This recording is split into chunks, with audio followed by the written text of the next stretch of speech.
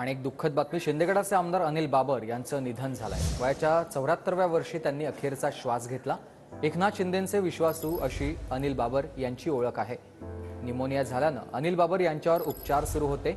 अनिल बाबर हे खानापूर आटपाडी मतदारसंघाचे आमदार राहिलेत। तर आमदार अनिल बाबर यांचं पार्थिव विटा शहरातील निवासस्थानी पोहोचलेलं आहे।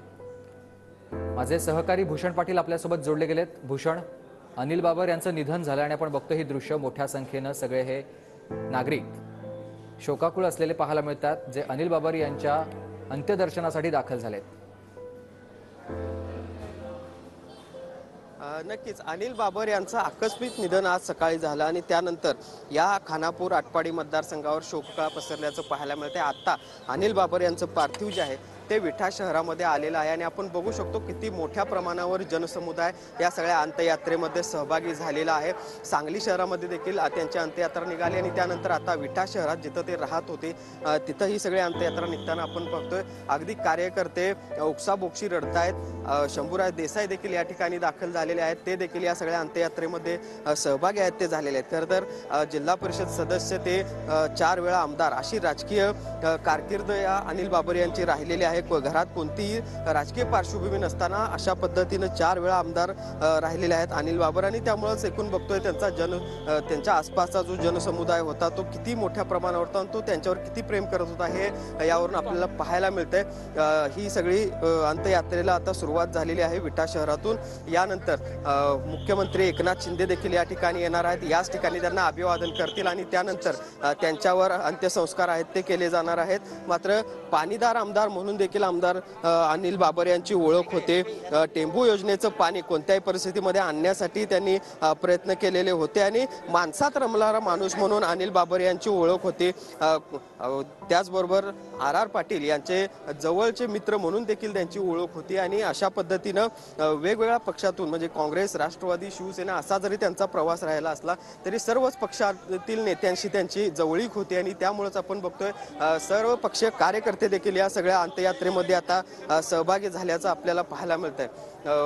कार्यकर्ते आहेत सकाळपासून, खरं तर कार्यकर्त्यांना शोक अनावर झालेला आहे असं म्हणावं लागेल। नागरिकांना देखील मतदारसंघातील शोक अनावर झालेला आहे आणि म्हणूनच हे सगळे मतदारसंघातील नागरिक जे आहेत ते अनिल बाबर यांचं अंतिम दर्शन घेण्यासाठी विट्याकडे येताना आपल्याला पाहायला मिळत आहेत। त्यामुळं आपण बघतोय एक कार्यकर्ता ते 4 वेळा आमदार झालेला हा व्यक्ती आणि त्याच्या पाठीमागे असलेला जनसमुदाय किती मोठ्या प्रमाणावर त्याच्यावर प्रेम करत होता हेच यावरून आपल्याला पाहायला मिळते आणि अशा पद्धतीनं आकस्मिक निधन हे अपेक्षित नव्हतं। खरं तर मतदारसंघातील लोकांना निमोनिया सदृश आजाराचा त्यांना त्रास होत होता आणि त्यानंतर उपचार सुरू असताना त्यांचं निधन झालेलं आहे। खरं तर शिंदे गटात गेल्यानंतर सुद्धा त्यांच्यावर काही आरोप झालेले होते, मात्र मंत्रिपदासाठी नाही तर फक्त आणि फक्त टेंभू योजना आणि पाण्यासाठी मी शिंदे गटासोबत गेलेलो आहे अशा पद्धतीची प्रतिक्रिया त्यांनी त्यावेळी दिलेली होती आणि म्हणूनच त्यांना पाणीदार आमदार अशी देखील त्यांची ओळख या सगळ्या मतदारसंघामध्ये पाहायला मिळते। अपक्ष म्हणून देखील ते निवडून आलेले होते, वेगवेगळ्या पक्षातून देखील ते निवडून आले आणि त्यामुळं फक्त कोणत्याही एका पक्षात नाही तर सर्वच पक्षीयांशी त्यांचे जवळचे संबंध होते, सर्व पक्षीय कार्यकर्त्यांशी देखील त्यांचे जवळचे संबंध होते। अगदी विरोधी गटाचा कार्यकर्ता देखील काम घेऊन आला तर त्याला देखील आदरानं तितक्याच आदरानं वागणूक देणारा आणि त्याचं देखील काम तितक्याच तत्परतेनं करणारा म्हणून आमदार अनिल बाबर यांची ओळख होती आणि म्हणूनच आपण बघतोय हे जनसमुदाय इतक्या मोठ्या प्रमाणावर आपल्याला विटा शहरामध्ये पाहायला मिळतो। नक्कीच धन्यवाद तुम्ही दिलेल्या या सविस्तर माहितीसाठी भूषण। आमदार अनिल बाबर यांचं पार्थिव विटा शहरातल्या निवासस्थानी पोहोचलेलं आहे।